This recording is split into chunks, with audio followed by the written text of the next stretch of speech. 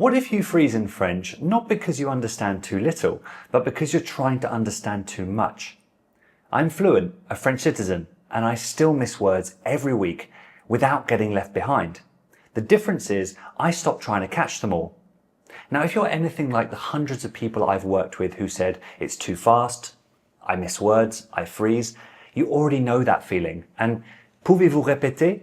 Even though it works, half the time gives you the answer just as unclear as before. And the phrase never stops feeling downright clunky to say. So in this video, I'll show you what to say instead, why understanding less actually helps, and how to keep the conversation moving from your very next interaction. Allez, c'est parti. Alors, picture the boulangerie. You're at the till and the baker's 3 clauses in to a sentence. Ça vous fait 4,60. Il vous faut autre chose ou ça sera tout? You catch maybe half of it, but you nod, tap your card, and the whole exchange goes off without a hitch. This wasn't luck. That's the 70% rule. And the truth is, you've been running it for years without a name for it. You see, about 30% of understanding is handed to you by the room itself. The gestures, the setting, the tone. So you're only ever chasing 70% of the words, and plenty of days you don't even need that much. It just works. But you don't file that one away as a win. Nobody does. The exchanges that go fine disappear the second they're over. It's the ones where you freeze that you carry home and replay. Which means you really only have 2 jobs in French. Comprendre assez, understand enough, and se faire comprendre, be understood. Not catch every word. Some words do matter more than others, and we'll get to that. So here's one of those moments. Same boulangerie, and this time she's not asking you if you want anything else. She's asking, Vous la voulez comment? Bien cuite ou pas trop? This time the room doesn't hand you the answer. You catch enough to have a theory. Maybe she's asking which baguette you want because you just said, Je prends une baguette s'il vous plaît. But what you've been taught is, Pouvez-vous répéter? And if you do reach for this, at least flip it around. Vous pouvez répéter, s'il vous plaît? Because this sounds far more natural. But even that just hands the whole problem back to her. Same words, same speed are likely to come back at you. So here are 2 better moves. First, if you have a theory, say it and let her correct you. Vous me demandez quelle baguette je veux, c'est ça? Non, pas la baguette, c'est la cuisson. Vous la voulez comment? Bien cuite ou pas trop? So not quite right, but you're not stuck. You're one step closer, and she did the correcting for you. Second, if it's one specific word that's stopping you, hand that word back and ask what it means. Cuite? Qu'est-ce que ça veut dire? Qu'est-ce que ça veut dire? Now, she's not repeating a full sentence at full speed. She's clarifying one word and likely physically gesturing to what she's referring to. Ah, eh bien, on a plusieurs niveaux de cuisson, de bien cuite à moins cuite. And suddenly, you're not lost, you're choosing.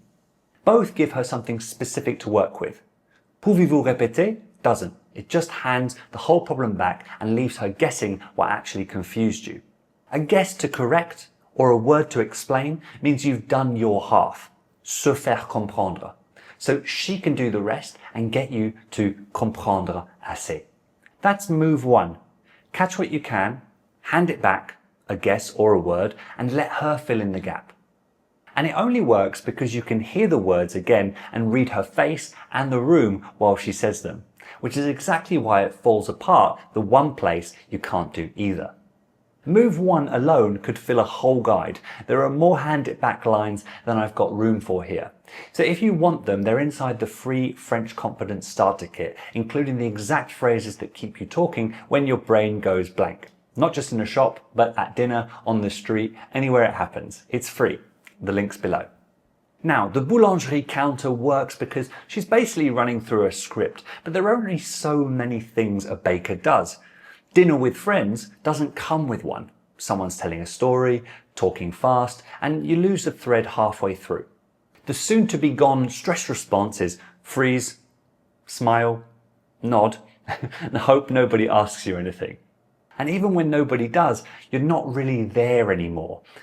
Everyone else is inside the story and you're just watching faces for permission to laugh. But you're not actually starting from zero. The table's already told you half of it. If everyone laughs, the joke landed. If someone leans in serious, it's probably news. If a hand goes to a dish or a photo comes out, that's the subject right there.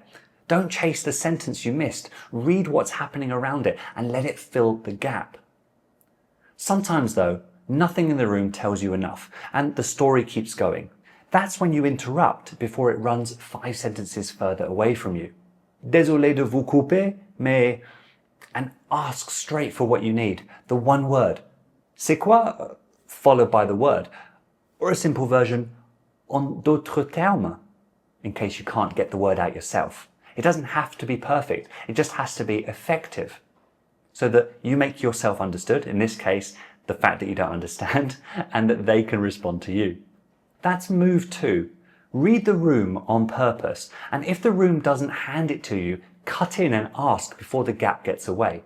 Between reading the room and knowing how to hand it back, you've got everything you need, as long as you can see the people you're talking to. One of my students had exactly this kind of week recently. Nothing dramatic, a quick chat with a neighbour about a bad neck, then a longer one the next day that actually felt easy. She didn't catch every word either time. She didn't need to. She got enough. She kept it moving and she carried on with her day, proud knowing she'd controlled what she could and didn't sweat what she couldn't. That's the win. Not a flawless sentence, not fluency, a normal, forgettable exchange that used to feel out of her grasp. Here's what those moves actually depend on though. Move 2 depends entirely on what you can see. A hand, a receipt, a reaction around the table. Take the room away and it's gone, and move 1 loses the easiest way to tell if it worked. That's a phone call. No hands, no face, no room, just a voice, and often not a very clear one. It's where everything you've just learned gets hardest. It's also the thing almost every student I coach dreads most, and that's exactly what we're solving in the next video. The French Confidence Starter Kit has the exact lines that make these moves work on a phone call too. Grab it via the link down below. Merci beaucoup d'avoir regardé, and I'll see you in the next one. À la prochaine!